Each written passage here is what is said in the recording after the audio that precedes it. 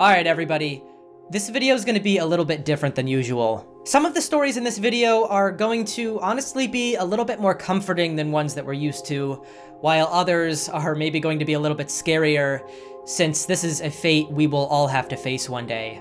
Even if you're going to approach this video from an atheist perspective, I still think you're going to find it very fascinating how the human brain comes up with these very oddly consistent scenarios as it finds itself barreling towards the edge of life. Without further ado, grab a snack, get comfortable, and shut the blinds. I was born in 1980. For the first 15 years of my life, my family lived in Virginia Beach. My mother taught me to swim at a very young age, and we would routinely go to the beach in the warm months. My mom would lay out and tan, and I would body surf for hours. Her two main rules were to stay where she could see me, and never to go farther than chest deep in the water. As anyone that has been in the ocean knows, though, tides change. The ocean is unpredictable, and you have to be very aware of your surroundings when swimming. By the summer of my 10th birthday, I was a very experienced and strong swimmer. I never grew tired of going out to body surf, and my mother ended up having to get a job, so she couldn't come with me during the week. My next-door neighbor often babysat me during the day. One day, about late afternoon, my neighbor took her son and I down to the beach to swim, and we went right into the water. The first thing I noticed was that it was getting to be high tide, and the surf was a bit rougher than usual. But being a kid, I shrugged it off due to the overconfidence of youth. I was swimming out towards the breaks, then swimming back as they would crest, riding them into the shore. The last wave I took that day was a monster wave and peaked at least 3 feet higher than I expected. I attempted to swim faster to catch the top before it crested, but I failed miserably. The wave and white water grabbed me and slammed me hard right into the ocean floor. That beast ragdolled me. The last thing I remember was pure panic as I rolled violently across the ocean floor, getting battered by small rocks and sliced up on shells. I have no idea how long I was under, but I went unconscious. Next thing I know, I'm just calmly floating in a black abyss. It was blacker than black, and I could not register any physical feeling. I tried to put my hands in front of my face, but there were no hands. There was nothing to move. It was like I wasn't in my body. I was just consciousness. I just existed in this horribly vast nothingness that seemed like it was everything and nothing all at the same time. It seemed like I was there for an eternity, but I really didn't have a concept of time, or at least a way of keeping track of it. I was overwhelmed with sheer terror, crippling anxiety, loneliness like I never felt before or since, and the deepest sadness that was so much more than sadness. I still don't have the proper words to express it. I never have been able to do justice to just how insurmountably horrible that place was. Just as I thought I was going to go completely mad with the pure soul-shattering horror of this new reality, I heard a voice from every direction. It was a boy that sounded like he was about my age. I couldn't see him, and his voice came from seemingly everywhere. He told me his name was Christopher, and that everything would be okay. He said I wasn't ready, and I was going back. He asked me to tell my mother that he forgave her, and that he loved us. I instantly jolted back into my body. I was coughing up water and laying in the sand, having just been revived via CPR by a lifeguard. The waves dragged me to the bottom, beat me to literal death, and deposited me on the shore. I was taken to the hospital to be treated for a bad gash to the top of my head and small cuts all over my body.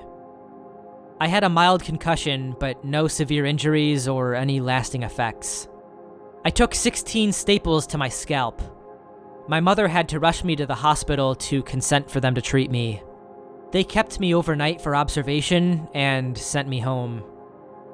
When I told my mom about Christopher, she went sheet white and cried her eyes out.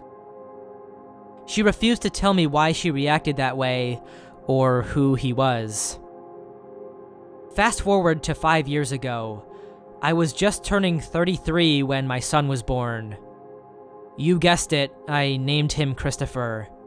When my mom came to meet him in the hospital, I asked her about that day.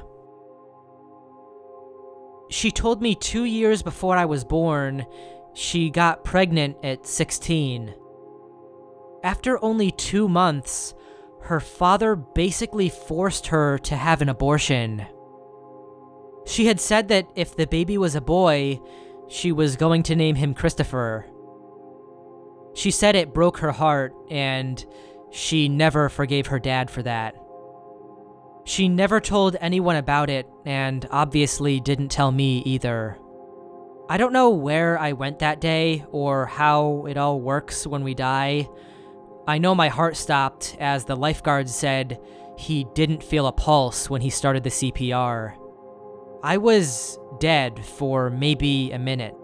There isn't a single day that goes by that I don't think about that day and my guardian older brother, Christopher. I never did get back in the ocean after that, but I know if I ever did, my brother would be there with me. I was stabbed in the stomach with a fillet knife by my schizophrenic uncle when I was 15 years old. I remember freaking out, lying on the floor, hyperventilating while I was bleeding out. I had tried to crawl up from my basement to phone 911, but I was so weak, and every time I moved, I started bleeding harder. I passed out and had the sensation like I was leaving a dark room and moving outside, almost into the sun. I stopped panicking, and this feeling of pure contentment settled over me.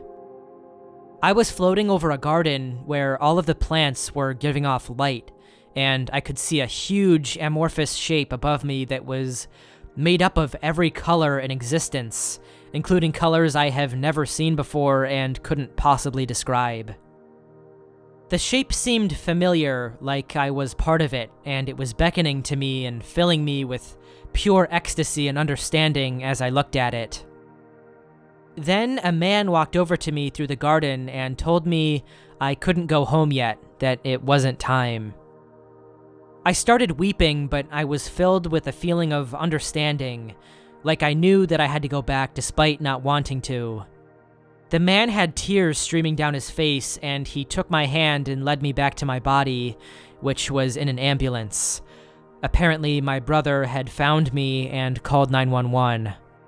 I did not have any religion in my upbringing, and I have never really been inclined to believe in any sort of organized spirituality, but this experience was so vivid and otherworldly that it convinced me that there are dimensions to existence that are beyond our current ability to grasp in a tangible, scientific way. It felt like I had pressed my face up against some sort of veil and looked through a pinhole at something beyond imagining. People have told me that it was all just the simple product of brain chemistry and that there's nothing spooky about my experience. But I honestly have trouble taking them seriously because none of them had actually experienced anything like it. I challenge anyone to have an experience like this and not come away highly skeptical about our current scientific worldview. There seems to be this undercurrent of feeling among some that we are rapidly approaching a comprehensive and objective view of reality, that science is in its twilight years and we are just tying up some loose ends. But my experience has led me to believe that the cosmos is much more mysterious than anyone but the most original thinkers are giving it credit for. Now, as I've said many times by now on this channel, I am an agnostic, so I really find myself kind of stumped when reading stories like these. In my own opinion, it does seem like there may be something greater happening with our existence beyond what science can offer. Consciousness is just such a fascinating and unexplainable thing, and we've really barely even scratched the surface as to what it is and how it works. The brain tends to not really care about making us comfortable. I mean, anybody with anxiety or a panic disorder or anything like that knows that the brain is focused on keeping you safe and alive, not necessarily comfortable. So why in this extremely pivotal moment where you are closer to death than you ever have been before, would it seem to almost give up and give you this sort of euphoric, almost drug-like experience?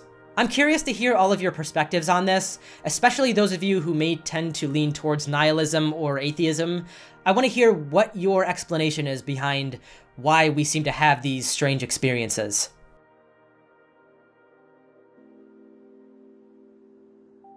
Over the course of the last year or so, I've really struggled with sleep. Just the light coming in from the windows in New York, and just the feeling of laying there for hours would make me super anxious and would basically lead to me not being able to sleep at all, which, to put it lightly, really sucked. That's why I can honestly say I'm a huge supporter of today's sponsor, Manta Sleep.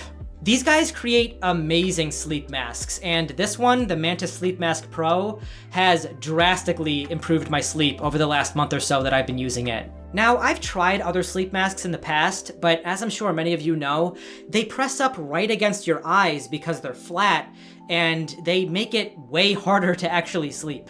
However, the masks from Manta Sleep actually have these removable eye cups, which means your eyes never actually make contact with the mask at all, making it extremely comfortable to wear. Manta Sleep offers a variety of specialty sleep masks as well, such as their Manta Sleep Mask Sound, which has thin Bluetooth headphones inside, their Silk Sleep Masks, weighted sleep masks, among several others.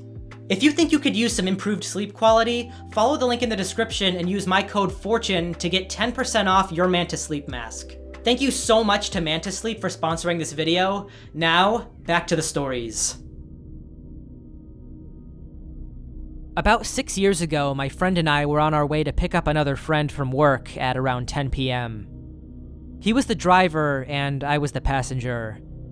We approached the intersection of my friend's work, traveling about 55 miles per hour, and as we're entering the intersection, a girl on her phone ran the red light at about 70 miles per hour, and we T-boned her. My seatbelt ripped the buckle from its housing, and I went flying through the windshield. I'm awake and conscious. I stand up and reach for my phone in my pocket. My arm feels like it's on fire, but I get my phone out and dial 911 through the lock screen. I look down and I'm pouring blood onto the street, as in a nice steady stream is making a puddle.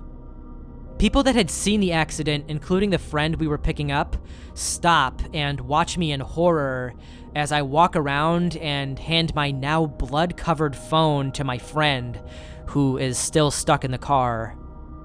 He takes it, and I proceed to lean against the car. An ambulance shows up, straps me to a board, and starts to load me into the back. As the stretcher is being loaded into the ambulance, my mom shows up at the scene of the accident. I never saw her, but I heard her yell, "I love you." I tried really hard, but I wasn't able to reply. While I was in the ambulance, I started to feel very odd, and although it's weird to say, I could tell that my body was giving up on me. In the beginning, my fingers started to go numb, at first in the pins and needles sense, and then I couldn't feel them at all. I remember touching them with my thumbs and thinking about how weird it was. My vision blurred and I would go in and out of darkness. I coughed out a thank you and, for some reason, an I'm sorry to the person who was working on me in the ambulance. I closed my eyes and thought about how my friend would probably blame himself and how my mom would handle it, I was 21 and still lived with her. My body started to feel really light, and I tried to touch my thumbs to my fingers again, but my hands wouldn't move. Everything started to go a little bit quiet. I could see that the person was trying to talk to me, but it was like I was selectively tuning him out. Instead, I could hear my heartbeats getting steadily further and further apart. After that, everything went black, just like falling asleep. I was defibrillated, and let me tell you, it's a total sensory overload. It's like being kicked in the chest. It tastes and smells like hot copper. You see a blinding white flash, and you hear an enormous bang all at the same time. After I was defibrillated, I had 4 shots of epinephrine to make my heartbeat steady. The guy in the ambulance was literally crying because I had apologized to him before he had lost me. I later found out that my heart had completely stopped for 113 seconds.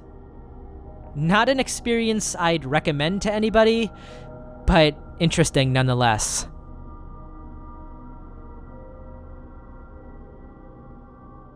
My friend went hiking with his family, and he fell a few feet off a cliff that they were climbing, and he hit the back of his head on a rock. They called an ambulance, and when they finally arrived to the hospital, he was pronounced dead. He had no heartbeat or any brainwaves. They were already unplugging everything and moving on with all the paperwork when he suddenly woke up. The nurse screamed, "He's awake," and then chaos ensued all over again. He was dead for about 7 minutes, and he says that the entire time he was laying down, fully conscious, in a really dark room. He said he couldn't tell how long it was, but that suddenly he heard a sound as if someone snapped their fingers next to his ear, and then he woke up in the hospital. The experience didn't make him religious or anything, though.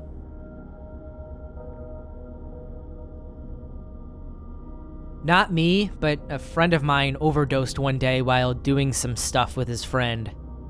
The friend hadn't done anything yet, so he wasn't imagining all the signs of death on this guy. No pulse, cold skin, blue lips. My friend told me that those few minutes he was considered dead, he saw nothing but white.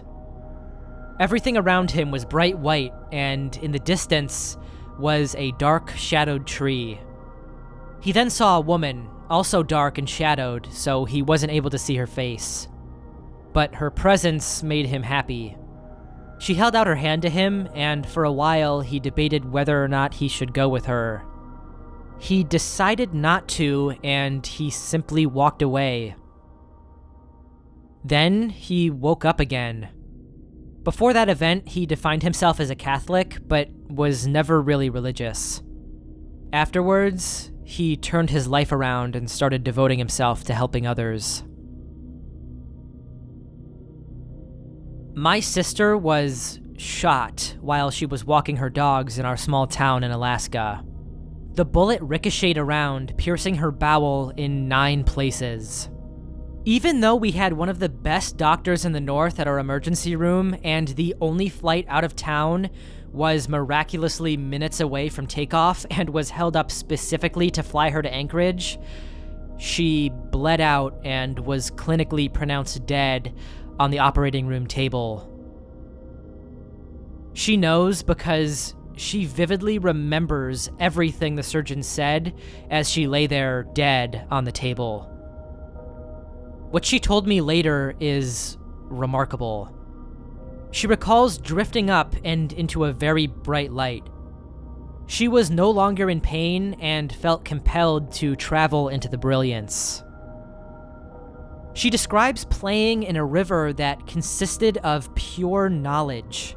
Anything she ever wanted to know was right at her fingertips. As she played in this amazing river, she could sense figures on the distant shore. They were our people, she explained, our family, our animals, all waiting patiently for her to finish playing in the river and wade towards them on the shore. Though she was not ready to leave the marvelous river, she knew without being told that they would wait patiently and joyfully. But in this vision, she never made it to the shore. As she was playing, an amazing thing happened. Seriously, if you could see the look on her face when she describes this next part, you would laugh out of pure joy. A being approached her. She did not know what it was and could only describe it as pure, unconditional love. She said it spoke to her and said that she had to go back. When she recounts this experience, she emphasizes that to be in proximity of this being is all there is. She describes it as a completion, a peace, a welcoming. To leave was incomprehensible. But to decline was also incomprehensible. She felt infused with a purpose, and reluctantly, she returned to life. They patched her femoral artery and explained that the graft would eventually give. In all probability, she would die within minutes. Living with that should be terrifying, but to her, it was a promise that she would get to return. With every single breath, my sister is heartbeats from death, and I have never met anyone who is more alive.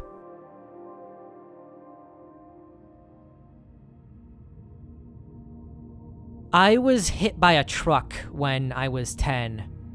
I actually hit the truck, but that's kind of a weird sentence to start with.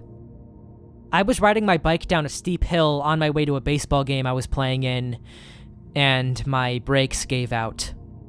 I ran a stop sign in the middle of the hill and hit the side of the truck head on.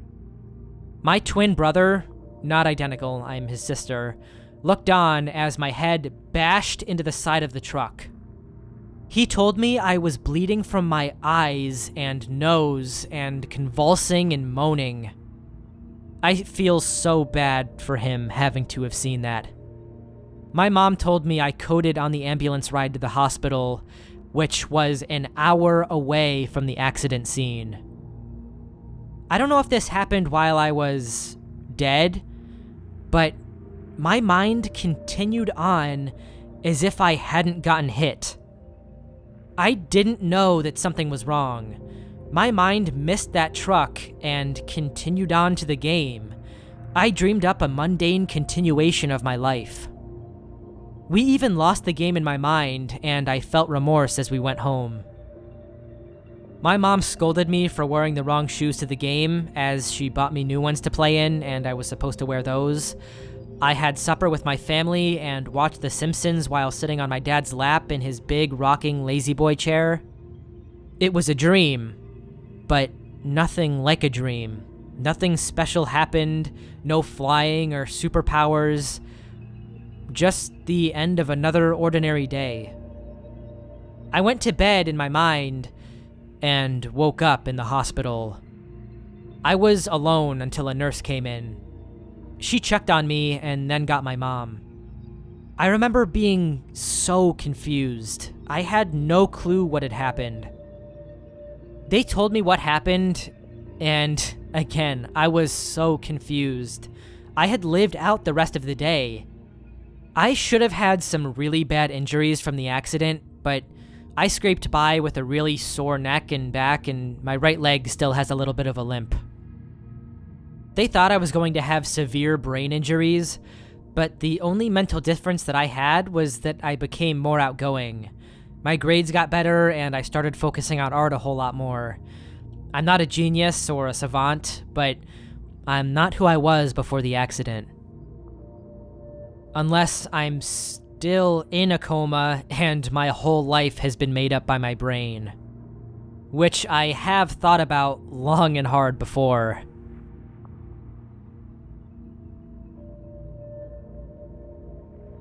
This one is pretty unique compared to the other ones in this video. Definitely getting some throwbacks to the lamp story. If you know, you know. It's kind of unnerving to realize that the brain is so powerful that it's capable of tricking us into thinking we're awake even when we're not. Are you even sure you're awake right now? James? Sorry to the one guy named James out there. I'm just trying to lighten the mood a little bit. I know that some of these stories can be a little bit unsettling to some people, but I think they're important to share anyways, so let's press on. One day after school, my senior year, I almost succeeded in offing myself. I overdosed on psychiatric meds and took twice the amount needed to kill a grown man. I was 5'9" and 140 pounds. And I just waited it out. I ended up calling my abusive boyfriend I was with at the time and told him what I did. He didn't believe me, so I said, "Whatever, you'll see," and hung up on him. After about 10 minutes, I started to feel the side effects. I got really nauseous to the point where I was going to throw up, so I got up to go puke in the toilet, but immediately hit the floor. I started becoming paralyzed from the legs up. I crawled into the hallway and tried to get up again, but ended up slamming into the wall, then onto the ground hip first. So I decided to crawl back into my room, lock the door, and hoisted myself back onto my bed to accept my fate. Within minutes, I couldn't move at all. The room was spinning and I was laying on my back. I turned my head to the side and noticed it had gotten dark out. I had no concept of how much time had passed. I eventually started having seizures and thought to myself, this is it, so I closed my eyes. Within seconds, the brightest, whitest light I've ever seen just engulfed my vision. It was warm and inviting, and I felt the most blissful I've ever felt in that moment. To the point that it scared me how comfortable I was. I knew somehow that the light was death, and if I let myself indulge in it, I would never return. I heard my voice say, "You really want to do this? There's no turning back." And I suddenly felt a sense of panic. I opened my eyes to complete darkness and pounding on the front door. I was home alone, so nobody else could answer. Little did I know, my boyfriend at the time had called 911 after like an hour of me not answering his calls. The front door, however, was locked, as well as the door to my room, and I couldn't walk. I closed my eyes again, experienced the light one last time, then made the decision to live. I threw myself onto the floor and took about 10 minutes army crawling to the front door. I had to stop so many times because I had no energy. I was completely blind and was trying to scream for them to just bust down the door because I was about to die on the floor. Finally, I reached the front door and was able to reach up enough to open it. As soon as the paramedics came in, I passed out. I don't remember a thing except waking up in the ICU hours later to my boyfriend touching my arm. If he would have waited to call the paramedics a minute longer, I literally would not be here to tell this story.